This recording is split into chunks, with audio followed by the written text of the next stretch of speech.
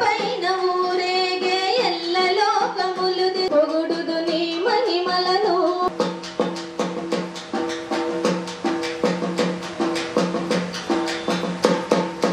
ఎన్నెన్నో అడ్డంకులు ఈ బ్రతుకు పొడుగున అన్ని అట్లు తీరునట్లు వరమేగ దిరాన వేడదనా గజవదన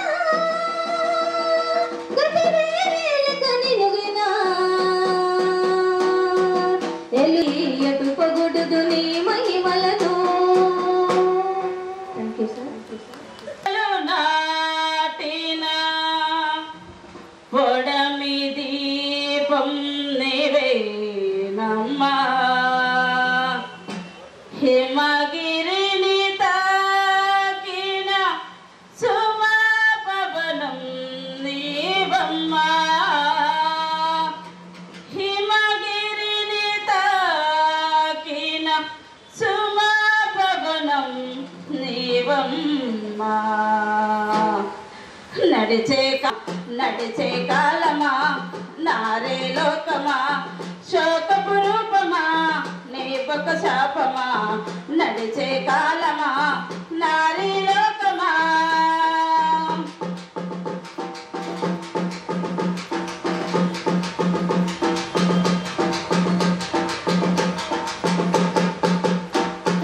ఇహపరాన బాంధిసవో తరతరాల వేదనవు ఫలితాన పీఠికవో వెలివాడల నాయకవో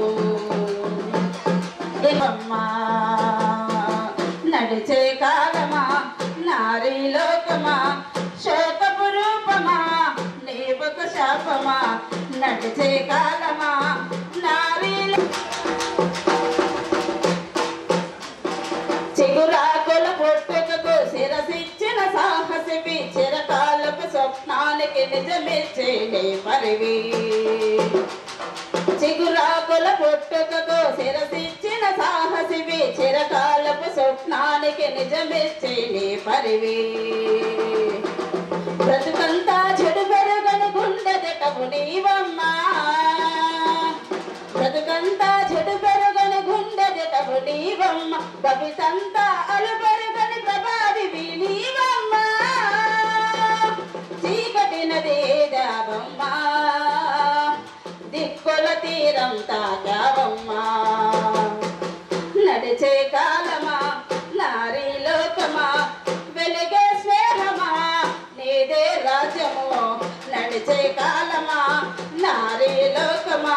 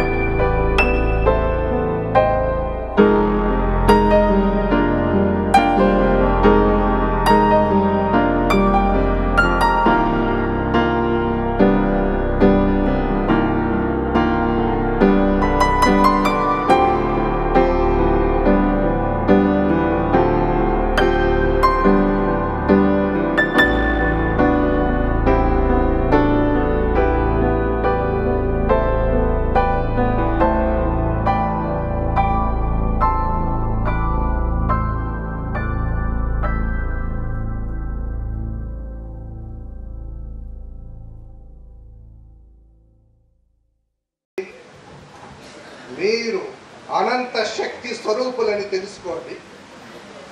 అన్యాయాలకు అక్రమాలకు పాల్పడే, అవమానాలకు గురి చేసే, అక్రమార్కులను అంతం చేసే అగ్గి పుల్లలు మీరని, కాంతినివ్వగలరని, కాల్చి బూడిద చేయగలరన్న ఓ నగ్న సత్యాన్ని తెలుసుకోండి.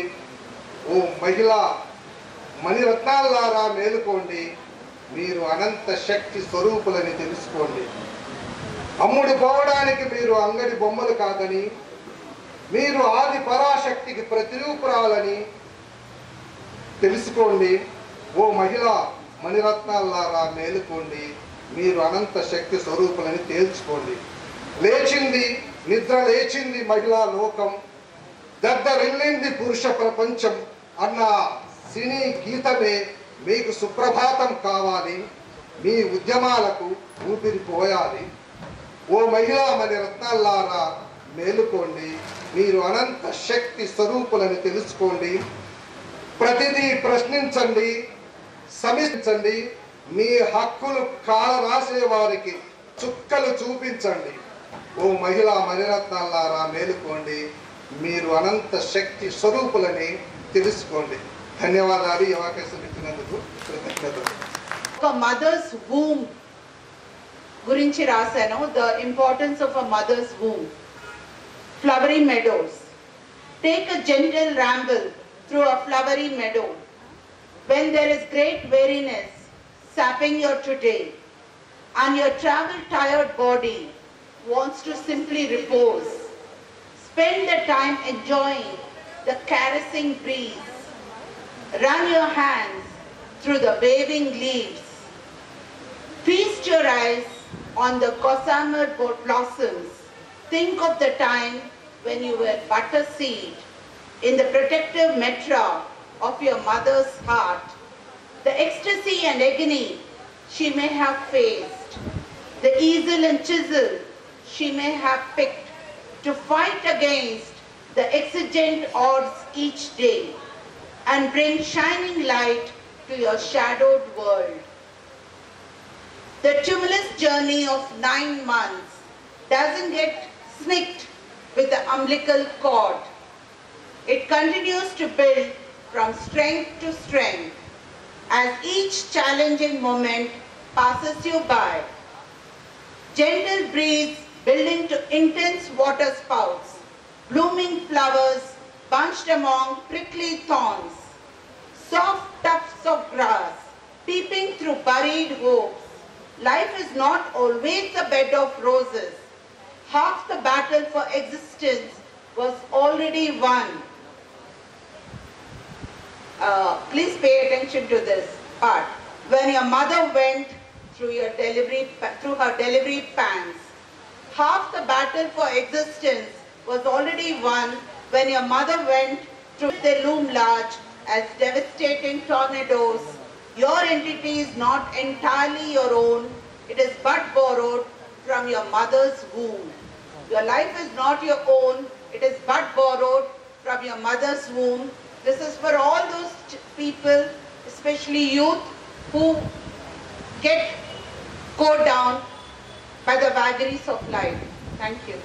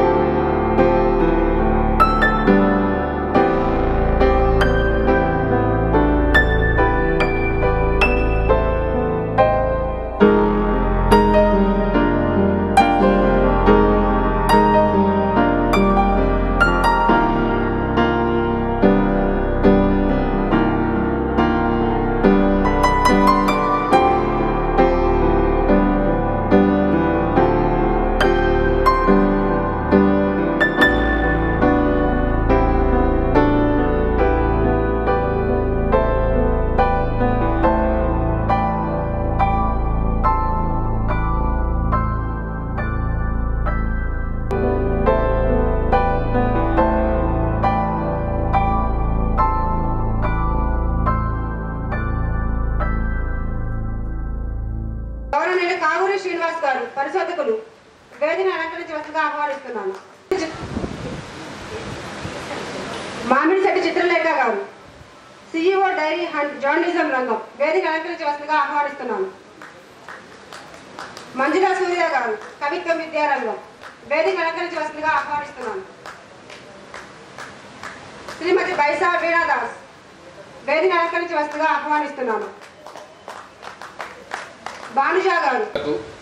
ఇక్కడికి విచ్చేసినటువంటి అవార్డు గ్రహీతలు, కవులు, కళాకారులు అందరికీ స్వాగతం, సుస్వాగతం. అంతర్జాతీయ మహిళా దినోత్సవ శుభాకాంక్షలతో ఈరోజు సముద్రాల ఫౌండేషన్ ఆధ్వర్యంలో 16 ఆనాల తెలుగు అమ్మాయిచే విరచితమైన 16 పుస్తకాల గజల్ సిడి ఆవిష్కరణ సభ, సముద్రాల జాతీయ పురస్కారాల ప్రదానోత్సవం ఈ కార్యక్రమానికి చేసినటువంటి మీ అందరికీ మరోసారి స్వాగతం పలుకుతూ, వేదిక మీద సుప్రసిద్ధులైనటువంటి గొప్ప వ్యక్తులు ఆసీనులై ఉన్నారు. అదేవిధంగా వివిధ రంగాలలో విశిష్ట సేవలు అందించినటువంటి సముద్రాల జాతీయ జీవన సాఫల్య పురస్కార గ్రహీతలు మన వెనక కూర్చుని ఉన్నారు. ఇక ముందు వేదిక ముందు 2 రాష్ట్రాలకు సంబంధించినటువంటి ప్రముఖులు, సంఘ సేవకులు, సాహిత్య కళా సేవా రంగాలకు సంబంధించినటువంటి వ్యక్తులు ఉన్నారు. మీ అందరికీ కూడా మరొకసారి స్వాగతం తెలియజేస్తూ, మరి ఇది అంతర్జాతీయ మహిళా దినోత్సవం ఈరోజు. ఈ సందర్భంగా ఒక అద్భుతమైనటువంటి కవయిత్రి, రచయిత్రి సముద్రాల శ్రీదేవి గారు, ఆమె రాసినటువంటి 16 పుస్తకాలు, అంటే ఒక మహిళా దినోత్సవం రోజు ఒక మహిళ రచయిత్రి రాసినటువంటి 16 పుస్తకాల ఆవిష్కరణ సభ జరగడం అనేటువంటిది చరిత్రలో ఇది అద్భుతమైన ఘట్టంగా నేను భావిస్తూ ఉన్నా. ఎందుకంటే మహిళలు ఊయల ఊపగలిగినటువంటి చేతులతో ఈ మహిళా రంగంలో, సేవా రంగంలో ప్రపంచ ప్రఖ్యాతి గాంచినటువంటి వాళ్ళు ఉన్నారు. అయితే సముద్రాల శ్రీదేవి అచిరకాలంలోనే అతి చిన్న వయసులో 16 పుస్తకాలను రాయడం అనేటువంటిది ఇది ఒక అద్భుతమైనటువంటి విషయంగా నేను భావిస్తూ ఉన్నాను. ఎందుకంటే ఈ రోజుల్లో గురువును ముంచే శిష్యులు ఎక్కువ మంది ఉన్నారు, కానీ గురువుని మించిన శిష్యులు చాలా తక్కువగా ఉంటారు. మరి సముద్రాల శ్రీదేవి నేను ఎప్పుడు అంటుంటాను, నువ్వు నా ప్రథమ శిష్యురాలమ్మ అని. ఎందుకంటే నేను 10 టీవీలో అక్షరం కార్యక్రమం చేస్తున్నప్పుడు ఆమె కొన్ని కవితలు తీసుకొని నా దగ్గరకు వచ్చింది. సరే ఇవి కవితలో కాదో చూసి చెప్పండి. నేను అప్పుడు ఒక మాట అన్నా, పసిపిల్ల కథ లేదు, అలాగే ఎవరైనా కవిత్వం రాస్తూ ఉంటే చూసి ఆనందించాలి తప్ప ఇలాగే రాయమనడానికి వీలు లేదు. ఎంతటి మహాకవి అయినా ఒకప్పుడు పసిపిల్లలాగా చిన్నగా కవిత్వం రాసి మరి ఎదిగినటువంటి వ్యక్తులే అని చెప్పాను. ఆ తర్వాత అర్ణవం అనేటువంటి ఒక పుస్తకాన్ని, ఇవన్నీ నేను రాసినటువంటి పుస్తకాలు సార్ మీరు ముందు మాటలు రాయాలన్నారు.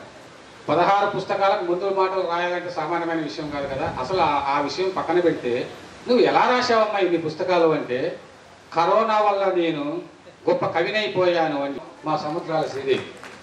నాకు చాలా సంతోషం వేసింది. మరి మా గురువు గారికి చెప్పాను, కొలకలూరు రీనాథ్ గారు పద్మశ్రీ అవార్డు గ్రహీత. ఇంతకుముందే చెప్పాను, గురువులు శిష్యులు గొప్ప వాళ్ళు అయ్యారంటే గురువుల యొక్క గొప్పతనమే తప్ప శిష్యుల గొప్పతనం కాదు. మరి నాకు ఎంఏలోనే నా సాహిత్యం వైపు మళ్లించి 32 ఏళ్ల క్రితం నా చరమకి పిక్కి కృష్ణ లాంటి శిష్యుల్ని మరి సృష్టించి సమాజం మీద వదిలి ఈరోజు వేలాది లక్షలాది మందికి నేను మరి జ్ఞానదానం చేస్తున్నానంటే, అవార్డులు ఇస్తున్నానంటే ఆ గొప్పతనం మా కొలకలూరు రీనాథ్ సార్ని తప్ప నాది కాదని ఈ సందర్భంగా నేను తెలియజేస్తున్నాను. అదేవిధంగా ఆధ్యాత్మిక రంగంలో మీరు ఇంతకు ముందే పాట విన్నారు, సాయ దైవంలో జేసుదాస్ పాడిన పాట. నేను అభ్యుదయ కవిని సాహితత్వం వైపు మళ్లించి గత 10 ఏళ్ళుగా అనేక సంస్థలను స్థాపించి ప్రతి సంస్థ ప్రతి సమావేశం కూడా ఆయన వచ్చి మమ్మల్ని ఆస్వాదించడము. నా విజయం వెనుక ఈరోజు నేను మీ ముందు ఉన్నానంటే నాకు కారణము జస్టిస్ చంద్రకుమార్ గారని ఈ విధంగా మీ ముందు సవినయంగా నేను మనవి చేసుకుంటూ ఉన్నాను. కాబట్టి ఎంత ఎత్తుకు ఎదిగిన మూలాలను మర్చిపోకుండా కృతజ్ఞతా భావం ఉన్నటువంటి వాళ్ళే గొప్ప కవులు, గొప్ప మనుషులు. మరి ఈ సందర్భంగా ఇంకా ఈ వేదిక మీద చాలామంది ఉన్నారు. మరి సుప్రసిద్ధులైనటువంటి వాళ్ళంతా వేదిక మీద ఉన్నారు. అతి చిన్న వయసులోని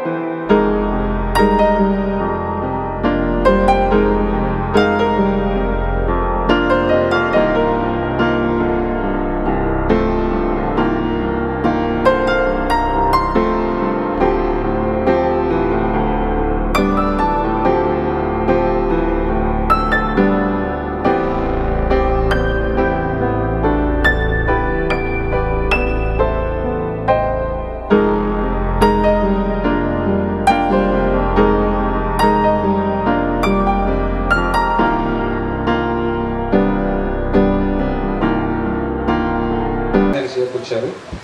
ఆయన చేతుల మీదుగా ఈ సిడి ఎస్ఎస్ ఆత్రేయ గారు ప్రముఖ హిందుస్థానీ సినీ సంగీత దర్శకులు ఆవిష్కరించిన ఆయన వేదిక మీదకి రావాల్సిందే కోరుతున్నాం.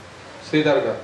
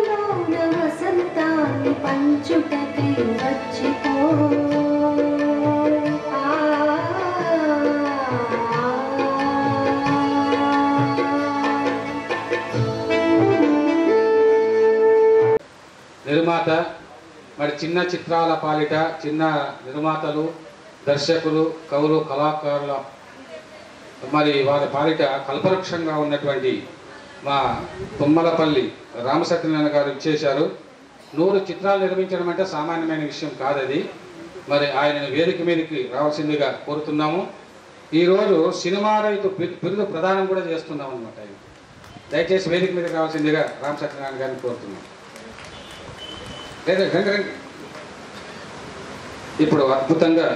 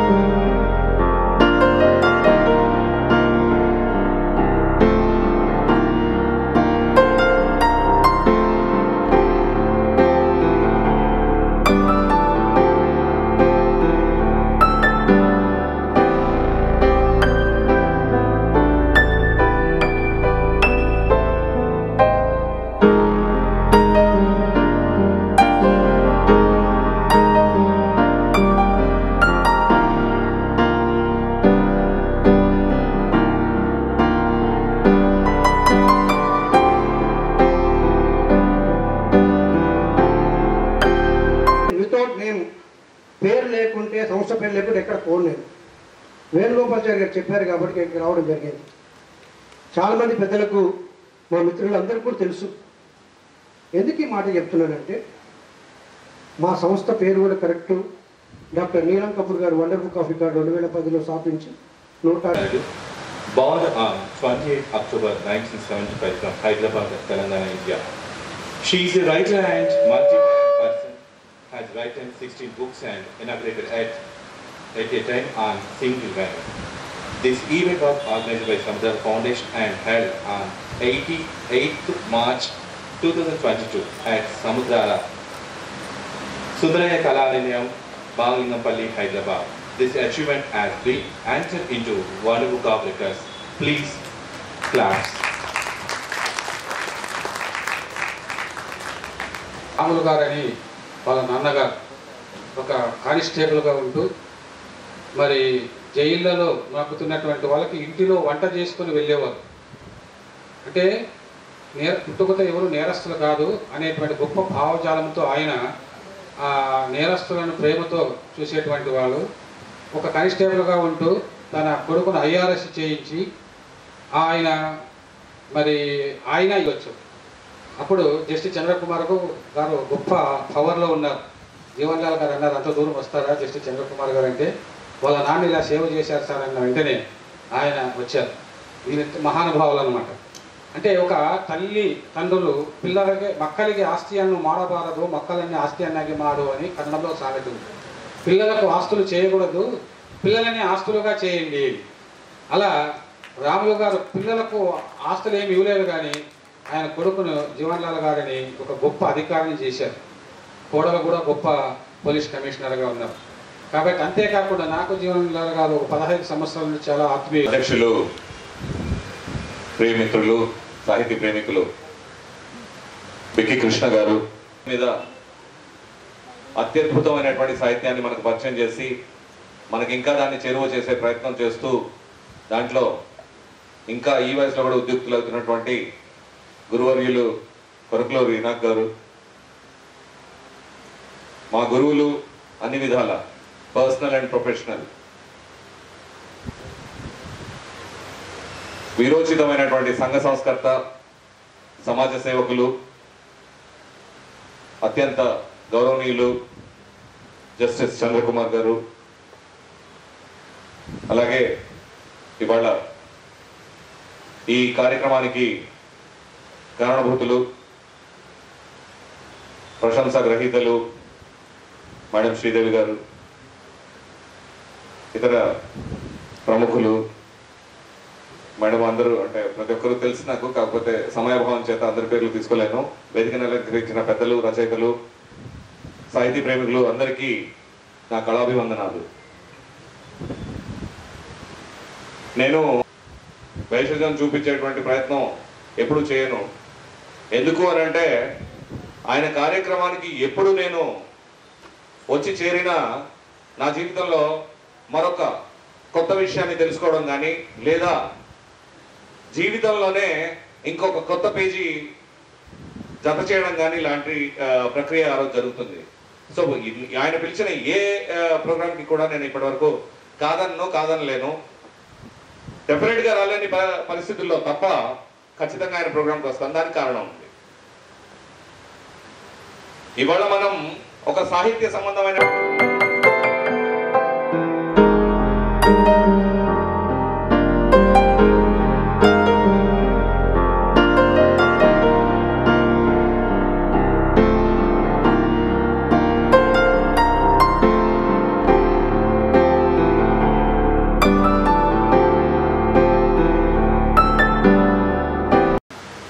సభాసీనులైన మీకు అందరికీ అంతర్జాతీయ మహిళా దినోత్సవ శుభాకాంక్షలు. మీరందరూ ఈ ఒక్కరోజే కాకుండా 365 రోజులు మహిళల్ని ఆశీర్వదించి ఆనందింపజేయమని కోరుతున్నాను. ఆమెను చూస్తే ఎంత అందంగా ఉందో మీకు కనిపిస్తుంది.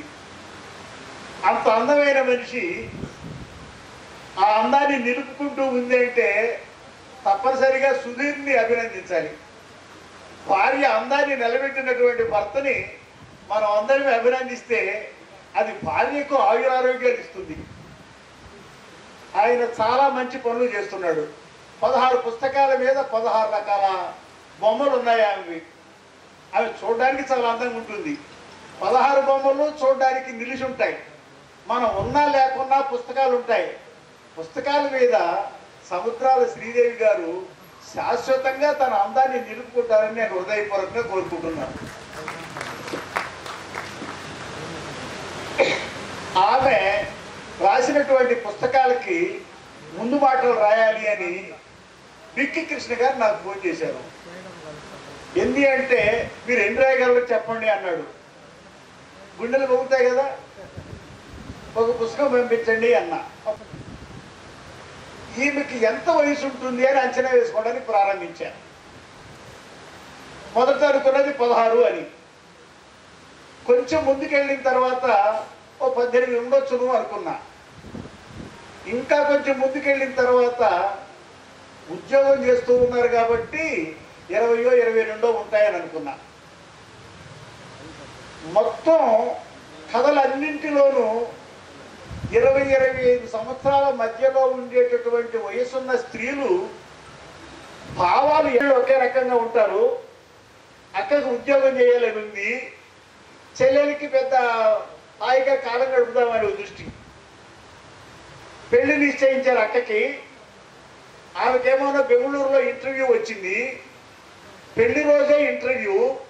నేను ఇంటర్వ్యూ పెడతానంటుంది అక్క. ఈ కష్టాన్ని ఎట్లా తప్పించడం అంటే చెల్లెలు నేను పెళ్లిపేట మీద కూర్చుంటాను అంది. ఇక ఇక్కడి నుంచి నీకు టెన్షన్ పట్టుకుంటుంది. పెళ్లిపేట మీద కూర్చుంటే ఆయన పెళ్లి చేసుకుంటాడు. ఈమెని పెళ్లి చేసుకున్నాడు. ఊరికే ఉంటాడా? ఊరికే ఉండనిస్తారా పెద్దలు? ఒక గదిలోకి తోలుతారు. ఇక్కడ ఉంటుంది వాళ్ళ జీవితం ఎట్లా ఉంటుంది అని మనమంతా కూడా ఆశ్చర్యపోయేటటువంటి కథ. అది సులోచనారాయణ గారు, కోడూరి కౌశల్యాదేవి గారు చాలా సుప్రసిద్ధమైనటువంటి నవలలు రాసిన రచయిత్రులు. ఇద్దరు అక్క చెల్లెళ్లలో ఒక ఆమెను సెలెక్ట్ చేసుకున్న వాడికి ఆమె కాకుండా ఇంకొక ఆమెతో పెళ్ళయ్యే పరిస్థితులు వచ్చి అక్కతోనే అతని అనుబంధం ఉండాలనుకుంటే ఎన్ని రోజులు ఈమె భర్తగా అతన్ని దగ్గరికి రానికుండా కాపాడగలిగిందో అన్ని రోజులు రాస్తూ పోతే అన్ని రోజులు జనం చదువుతూనే ఉంటారు. అది నవలగా రాయమ్మా అని చెప్పాను. ఆ నవల రాస్తే చాలా ఆశ్చర్యకరంగా ఉంటుంది. ఆమె ఏమనుకుంది, 16 పుస్తకాల్లో ఆ నవల ఏమన్నా వచ్చిందేమో అని అనుకుని నాకు తెలియదు, చూడాలి. ఆమె రాసే తీరులో చాలా అద్భుతమైనటువంటి, ఆమె సహజంగా కవయిత్రి. అంతర్జాతీయ మహిళా దినోత్సవం కావడం నాకు ఆనందంగా ఉంది, ఆశ్చర్యంగా ఉంది.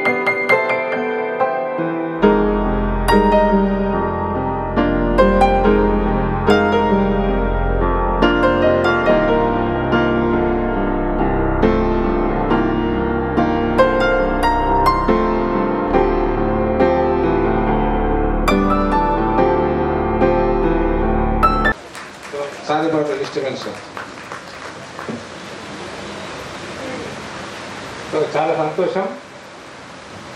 వేణుగోపాలాచారి గారు వచ్చారు.